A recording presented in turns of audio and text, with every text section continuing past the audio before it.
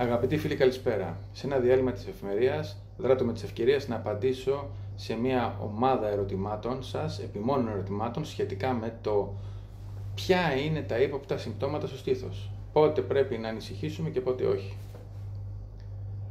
Καταρχάς, θέλω να πω το εξής. Σημαντική είναι η τυπολογία του άλγους, η τυπολογία του πόνου. Τα χαρακτηριστικά του δηλαδή. Ξεκινώ ευθύς. Ένταση του άλγους, ένταση του πόνου. Χαμηλού βαθμού, υπείου βαθμού, μεσαίου βαθμού, μεγάλου βαθμού. Αλλά και πολύ μικρό βαθμού ή ούτε καν άλγος, απλό ενόχλημα. Λέει κάποιος, έχω ένα ενόχλημα. Άρα λοιπόν πρώτα πρέπει να βρείτε την ένταση. Στο τέλος θα συνοψίσουμε. Το δεύτερο είναι το είδος του άλγους. Ο χαρακτήρας του. Είναι ανοιγμώδες, σαν βελόνι η καρφή. Είναι συσφιχτικό, σαν να σας πιάνει ένα αόρατο χέρι την καρδιά. Είναι καυστικό. Είναι πιεστικό, σαν να νιώθετε βάρος μεγαλύτερο, μικρότερο. Και άλλα, αλλά τα βασικά είναι αυτά. Τρίτον, η διάρκεια του. Διαρκεί 1 δευτερόλεπτο, ολίγα δευτερόλεπτα, 1 λεπτό, ολίγα λεπτά, μισή ώρα, 1 ώρα, 2 ώρες. Είναι διαρκές ή διαλείπων, κάνει διαλύματα. Εμφανίζεται τακτικά ή άτακτα.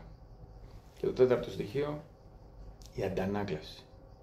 Πολλοί νιώθουν ένα άλγος στο στήθος και αντανάκλαση. Ότι αυτό το άλγος αντανακλά προς την ομοπλάτη, προς το λαιμό, τα ύποπτα. Αυτά, ομοπλάτη, λαιμό, αριστερός βραχίωνας ή αμφότεροι βραχίωνες.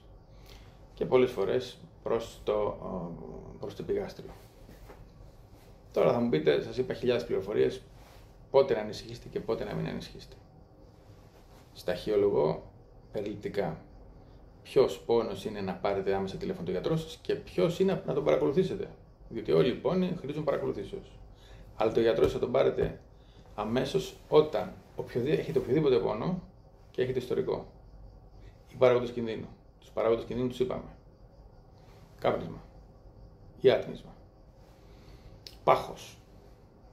Χολυστερόλη τρικλικερίδια. Ζάχαρο. Πίεση. Ή ιστορικό από γονείς. Είχατε κάποιο γονέα, αδελφό, παιδί που έχει υποστεί έμφραγμα καρδιάς. Αυτή είναι παράγοντες κινδύνου.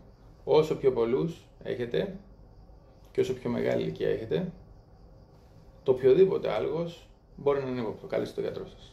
Δεν χάνετε τίποτα. Είναι προτιμότερο να μην έχετε τίποτα και να καλέσετε παρά να έχετε κάτι και να μην καλέσετε. Συνεχίζουμε τώρα. Αν δεν έχετε παραγόντες κινδύνου, το ιστορικό, αν έχετε υποστεί έμφραγμα στο παρελθόν, αν έχετε κάνει οικειοπλαστική και σας έχουν βάλει ενδοπροσθέσεις, πλέγματα ή μπαλονάκια έχετε κάνει. Αυτά όταν υπάρχουν, πάλι πρέπει να ανησυχήσει σχεδόν το οποιοδήποτε άλγος. Σχεδόν. Άρα πολλούς παράγοντες κινδύνου ή ιστορικό καρδιολογικό θετικό. Έμφραγμα, οικειοπλαστικές. Ή έχετε κάνει μια δοκιμασία ακοπόσης και η θετική. Αν αυτά δεν υπάρχουν και ανήκετε στο μεγαλύτερο μέρος του πληθυσμού που δεν έχει τόσους πολλούς παράγοντες κινδύνου και δεν έχει θετικό ιστορικό, τότε τα πράγματα είναι πιο απλά. Θα πρέπει να σας ανησυχεί ο αμιγός καρδιολογικός πόνος, ο οποίος δεν διαρκεί ποτέ ολίγα δευτερόλεπτα ή ολίγα λεπτά, διαρκεί άνω της μισής ώρας, άνω των 45 λεπτών και συνήθως 1 ώρα, 1,5 ώρα. Μπορεί να αυξομοιούται η έντασή του, αλλά δεν υποχωρεί ποτέ. Το βασικό που θα πρέπει να σας προβληματίζει είναι ότι ο καρδιολογικός πόνος δεν υποχωρεί με ντεπών και παυσίπονα τέτοιου τύπου. Μειώνεται ναι, αλλά δεν εξαλείφεται. Ένας πόνος ανθεκτικός και επίμονος πρέπει πάντα να σας προβληματίσει. Μιλάω για το γενικό, για το μεγάλο μέρος του πληθυσμού που δεν έχει ιστορικό θετικό ή παράγοντες κινδύνου. Είπαμε, οι άλλοι που έχουν παράγοντες κινδύνου και θετικό ιστορικό θα πρέπει να επικοινωνούν τον γιατρό τους όσο γίνεται συχνότερα επί παραμικρού. Αλλά αν δεν έχετε ιστορικό ή πολλούς παράγοντες κινδύνου, θα πρέπει να σας ανησυχήσει ένας ανθεκτικός πόνος. Παίρνετε κάτι και δεν περνάει. Υποχωρεί ελαφρώς και ξανάρχεται. Διαρκεί άνω των 45 λεπτών της 1 ώρας. Ανεξαρτήτως είδος, μπορεί να είναι νιγμώδης, συσφιχτικός, πιεστικός, καυστικός, όλα μπορεί να είναι έμφραγμα. Η ένταση και η διάρκεια. και η επιθετικότητα. Βλέπετε ότι ο πόνος είναι επίμονος. Αν είναι ένας πόνος παθητικός, μπορεί να έχει μια δύναμη, αλλά να κάθεται εκεί και με ένα παυσίπονο περνάει, αυτός μπορεί να είναι μυοσκελετικός. Δείτε το, παρακολουθήστε το. Περνάει με το παυσίπονο. Υποχωρεί, έχετε και ιστορικό μιας αθλητικής δραστηριότητας. Κάνετε μια απότομη, μια άσκηση στο γυμναστήριο και μετά από μια μέρα στο σημείο εκεί πονάτε. Αυτό δεν έχει μεγάλη πιθανότητα να είναι καρδιολογικός πόνος. Άρα και το ιστορικό, το δικό σας, που το ξέρετε καλύτερα από όλους, από κάθε γιατρό, μπορεί να σας καθοδηγήσει για να θέσετε υποψία ή όχι του πόνου.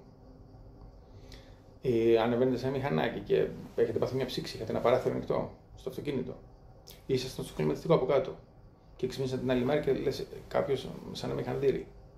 Αυτό τώρα δεν μπορεί να είναι καρδιολογικός πόνος, αλλά το παρακολουθούμε.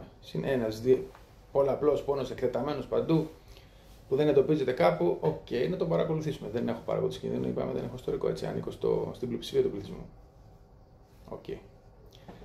Αν όμως η αντανάκλαση δεν είναι χαρακτηριστική, μπορεί να έχει αντανάκλαση, μπορεί και όχι. Το βασικό που θα πρέπει λοιπόν να ανησυχείτε είναι η επιμονή του πόνου, η επιμονή, η ένταση και η διάρκεια. Μέτριος προς δυνατός πόνος που δεν υφίεται με αντιφλεγμονώδη και διαρκεί πάνω από 45 λεπτά μια ώρα, αλλά κυρίως ακόμα και όταν πάει να σβήσει, τη σβήνει τελείως. Αυτή είναι πολύ ύποπτη πόνη. Τώρα, κάτι μικρά τσιμπηματάκια, πονάκια που έρχονται και φεύγουν κάτι δευτερόλεπτα ειδικά, αν δεν έχετε ιστορικό ή παράγοντα κινδύνου, ο πόνος των λίγων δευτερολέπτων αγνοήστε τον, ξεχάστε τον. Αυτός ο πόνος είναι συχνός κυρίως σε γυναίκες, αλλά και σε αγχώδεις άντρες και σε γυναίκες που έχουν άγχος. Πιο πολύ σε γυναίκες, αλλά γενικά στους αγχώδεις. Αυτό δείτε το. Αν δείτε ότι έχετε μια βελονίτσα κάπου, έρχεται και φεύγει σε κάτι δευτερόλεπτα, αυτό γνωρίστε το. Δείτε με τηλεόραση, λύστε το άγχος σας ή διαβάστε ένα βιβλίο ή κοιμηθείτε αν μπορείτε. Αν δείτε όμως ότι αυτές οι βελονίτσες εμένουν, δεν έρχονται και φεύγουν, είναι διαφορετικό. Αλλά μιλάμε ότι τώρα πρέπει να είναι ο πόνος για να σας πάει στον καρδιολόγο ή να αναγκαστείτε να πάρετε τηλέφωνο έναν γιατρό. Αυτός ο πόνος πρέπει να έχει διάρκεια και ένταση όπως προείπαμε. Για να βγάλω ένα συμπέρασμα και να μην μακρηγορώ. Όταν ένας πόνος είναι ύποπτος και οτιδήποτε σας κάνει εσάς να νιώσετε ύποπτο, τον πόνο, μην ξεχνάτε ότι υπάρχουν ένστικτα και ο άνθρωπος έχει ένστικτα. Οτιδήποτε σας υποψιάσει, κάλεστε τον γιατρό σας. Είναι καλύτερα να ενοχλήσετε μια φορά παραπάνω τον γιατρό σας, τον οποίο τον έχετε χρόνια και τον εμπιστεύεστε, παρά να πείτε δεν πειράζει, δεν τη σηκώνω το τηλέφωνο και να είναι μία στο δισεκατομμύριο κάτι κακό. Αν δεν έχετε έναν γιατρό που να έχετε την ευκολία να τον πάρετε τηλέφωνο, πρέπει να βρείτε έναν. Τον πάρετε τηλέφωνο και τον παράδειγμα, αυτή είναι η δουλειά του γιατρού, ειδικά το ιδιό του γιατρού. Αλλιώς, αν δείτε ότι έχετε μια υποψία και σας υποψιάζει κάτι, δεν πειράζει να πάτε στο εφημερινό νοσοκομείο. Να εξεταστείτε. Αν σας βγάλουν μία φορά, δύο φορές, τρεις φορές, δεν έχετε τίποτα. Τι κακό. Θα πάτε σπίτι, θα κοιμηθείτε. Πολλές φορές πάει στάμνα. Στη βρύση, μία σπάει, λέει η παροιμία. Μία θα είναι η φορά, το απέφχομαι για όλους, αλλά μία θα είναι η φορά που μπορεί να έχετε κάνει λάθος. Ενώ υποψιάζεστε και λέτε δεν θα πάω στον γιατρό ή θα πάω στο νοσοκομείο, εκείνη τη φορά μπορεί να συμβεί. Το έχουμε δει να γίνεται στην καθημερινότητα. Έχουμε δει ανθρώπους με πολλούς παράγοντες κινδύνου να αγνοούν τον πόνο επί πολλές ώρες και τελικά να είναι έμφραγμα. Τι θα είχαν χάσει αυτοί οι άνθρωποι να είχαν κάνει ένα τηλεφώνο σε έναν γιατρό, να είχαν πάει σε ένα εφημερεύον νοσοκομείο? Ας μην ήταν τίποτα. Καλό βράδυ.